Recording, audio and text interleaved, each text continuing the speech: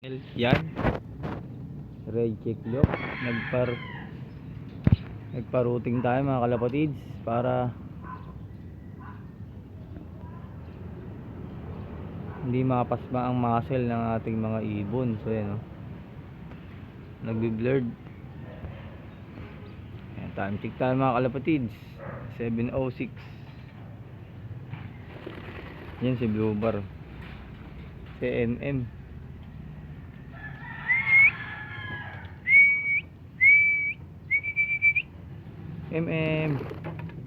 Mga ganyang mga ibon sana ang future pooling natin yan sa North Derby. Yan. So i-update ko kayo mga kalapatids sa YB ko pala. So bali may YB ako dito, yung anak ni Ligaspi at champion ng sipukot natin. Ito nag-iisa, kaso hindi nagmana sa nanay tsaka sa kapatid. Yung kulay ang nakuha lang niya yung bagwis puti. Yan. Itim to, itim.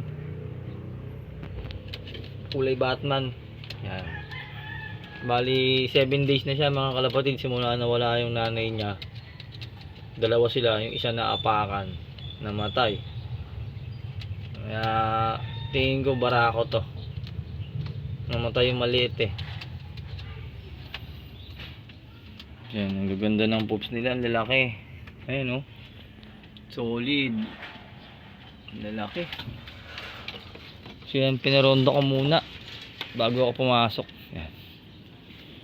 Tapos mamaya magbibigay tayo ng multivitamins at calcium gabi na. Para relax na sila, tapos na sila nakakakumain. Hindi na sila may stress. Yan. Paghahanda mga kalapatids para sa third lap natin, matnog. Yan first time ko dyan makapag-matnog. Nakaraan Sorsogon, nakapagpauwi ako ng matnog Sorsogon na. Wala nang umuwi kahit isa.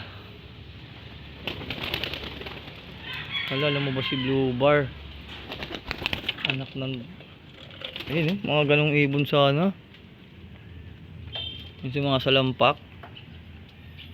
Lumabas si Blue Bar natin, FPR. Yan Speedbird ata itong ibon na to. So update ko kayo mga kalapatids. Hindi ko pa nakukuha yung bagong ibon natin doon kay Sir Dan. Ito kuha tayo ng bagong linyada or breed niya. Yan kuha tayo ng dagdag puwersa. Ayan si Blue Bar FPR.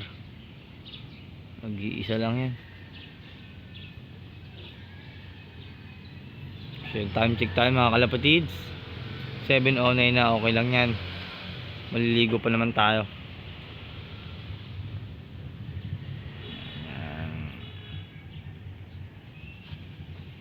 So yan, mamaya na ulit mga kalapatids. At lumilipad pa naman yung mga magkukuskus na ako sa loop ko ng dumi. Babawas lang tayo onte. Yan. Ayan si Blue Bar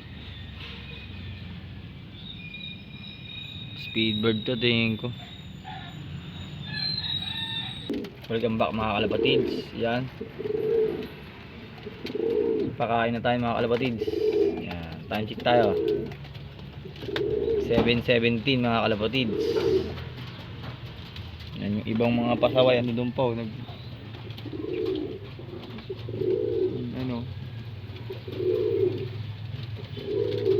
sila. Ang hindi pumasok di makakain. Wala ang tigas ng ulo niyan sa karera sa norte.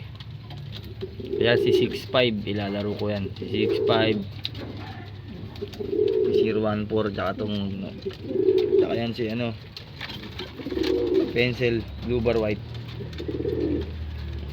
Si Pencil White. Ayan akas niyan, lahat na marako. Lahat gusto barakuhin pati si si Stitch natin na baldado, binabarako pa niya. Itong foundation bird, banding broke yan, cross Taiwan.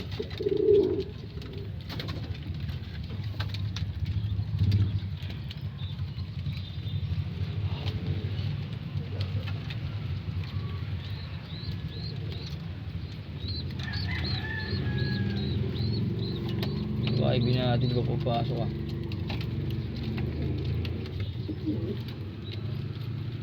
Lakas na kumain nito ni ano.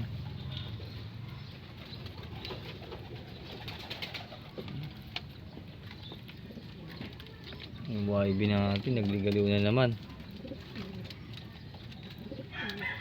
Yan lang pong update ko mga kalapatids. So time check tayo. 7:18 na, maliligo na tayo. Papasok tayo sa trabaho natin. So yun yung mga pasaway talaga oh.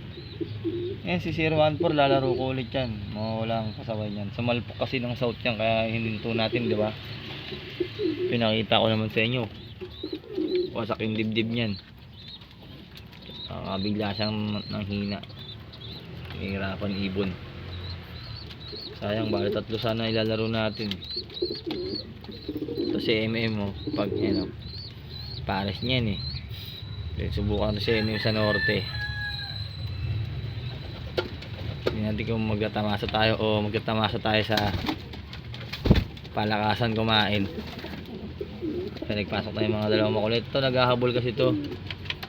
Mangingitlog na naman ata ito eh. Kukunin ko itlog nito. Ayoko na i-breed. Ayun, dyan yung YB natin. Yun, si FTPR sa gitna. Ayan. Papasok na rin yan mamaya.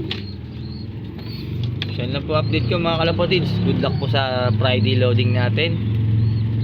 Matnog. Tumakas na naman yung lubat. Ayun, anak ni si Pukot, yung kamukha niya. Busog na eh, naglalandi na rin yun eh.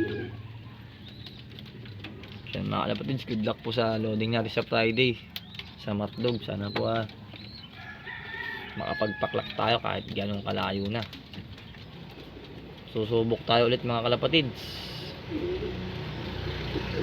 Yan lang po ang aking update mga kalapatids sa aking mga alaga. Ayan o, recover na tayo. Si Bluebar kulit pala mga kalapatids, hindi ko na-iklak dahil umuwi siya nung linggo alas 5 gis na. Ang cut off po natin ay 2:30 lang, hindi po siya nakaabot pero live pa rin siya, umuwi pa rin, pwede pa rin to. Second lap pa lang naman ng derby kung maiklak niya yung 3rd, 4th tsaka 5th, may pag-asa pa to mga kalapatids. Yan lang po mga kalapatids, happy flying po sa lahat at good luck sa atin sa Friday. Bye.